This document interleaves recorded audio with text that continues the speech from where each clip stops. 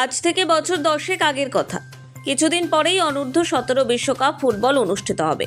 যুব ভারতে ক্রীড়াঙ্গনে কাজ হচ্ছে, তাই যাবতীয় বড় বড় টুর্নামেন্ট অনুষ্ঠিত হতো বারাসাত বিদ্যাসাগর ক্রীড়াঙ্গনে। কিন্তু কৃত্রিম ঘাস বা অ্যাস্ট্রোট্রাফ যে ফুটবলারদের জন্য বিপজ্জনক তার প্রমাণ দ্রুত মিলতে থাকে। সনি নর্ডির মতো একাধিক তারকা ফুটবলার কৃত্রিম ঘাসে ম্যাচ চলাকালীন চোট পেতেই মোহনবাগান বা ইস্টবেঙ্গল থেকে ক্ষোভ প্রকাশ করা হয়। ফুটবলাররা খেলতে চাইছিলেন না এ ধরনের মাঠে। আস্তে আস্তে বারাসাত থেকে খেলা সরে যেতে থাকে কল্যাণীতে। সল্টলেকে যুব ভারতী স্টেডিয়ামে খেলা চালু হতেই কৌলিন্য ও গুরুত্ব হারায় বারাসাতের বিদ্যাসাগর ক্রীড়াঙ্গন। এই স্টেডিয়ামের মাঠ পরিদর্শনে এলেন রাজ্যের ক্রীড়ামন্ত্রী অরূপ বিশ্বাস। গত কয়েক বছর ধরে ফুটবলার, কোচ এবং বিভিন্ন ক্লাব থেকে জানানো হয়েছিল নকল ঘাসে খেলা সমূহ বিপদ। আপত্তি তুলেছিলেন তারা। পরবর্তীতে রাজ্য জেলা স্তরের বৈঠকের পর সিদ্ধান্ত নেওয়া হয় দিল্লির নয়ডা থেকে আনানো বারমুডা ঘাস বসানো হবে গোটা বিদ্যাসাগর ক্রীড়াঙ্গন জুড়ে।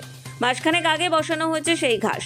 আজ রাজ্যের ক্রীড়ামন্ত্রী অরূপ বিশ্বাস, ব্যারাকপুর লোকসভা কেন্দ্রের সাংসদ পার্থ ভৌমিক, রাজ্যের খাদ্যমন্ত্রী রথীন ঘোষ, উত্তর 24 পরগনা জেলা পরিষদের সভাধিপতি নারায়ণ গোস্বামী, একাধিক প্রশাসনিক কর্তারা বিদ্যাসাগর ক্রীড়াঙ্গনে এলেন মাঠের গুণগত মান পরীক্ষা করে দেখতে।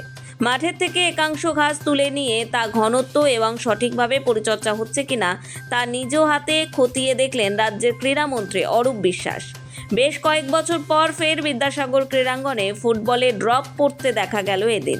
পাশাপাশি সাংবাদিকদের মুখোমুখি হয়ে ক্রীড়ামন্ত্রী জানালেন খুব শীঘ্রই বড় ম্যাচ হতে চলেছে বিদ্যাসাগর ক্রীড়াঙ্গনে। সময় বলবে ক্রীড়ামন্ত্রীর কথা কতটা কার্যকর হয়। প্রায় 90% রেডি হয়েছে, আরও 10% বাকি আছে। আমরা কলকাতার একটা অন্যতম সেরা মাঠ করতে চাই বারাসাতকে।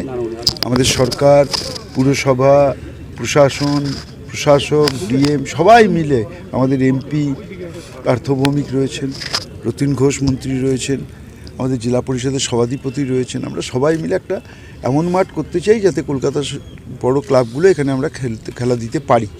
তারই প্রস্তুতি চলছে। আশা করছি আগামী এটা জুলাই মাস, সেপ্টেম্বরের ফার্স্ট উইক থেকে এখানে আমরা বড় ম্যাচ দিতে পারব। মাঠ তো দেখলেন, কিন্তু নিকাশি ব্যবস্থা জল দাঁড়িয়ে যাচ্ছে, সেটা নিয়েও কাজ চলছে। সেটা নিয়ে আমরা কথা বলেছি, আমাদের এতক্ষণ মিটিংও হয়েছে, সবটাই কাজ চলছে। মোটামুটি আমরা দেখিনি 3.5 ইঞ্চির উপরে যদি ভার্টিক্যালি চলে যায় আর স্ট্রেটও যায়, তাহলে আমরা দেখিনি যে মাঠের গ্রিপটা এসে গেছে। এরপরে হাজার জল পড়ুক, লোকে খেলুক, আর কিছু হবে না। নোবেল বাংলা।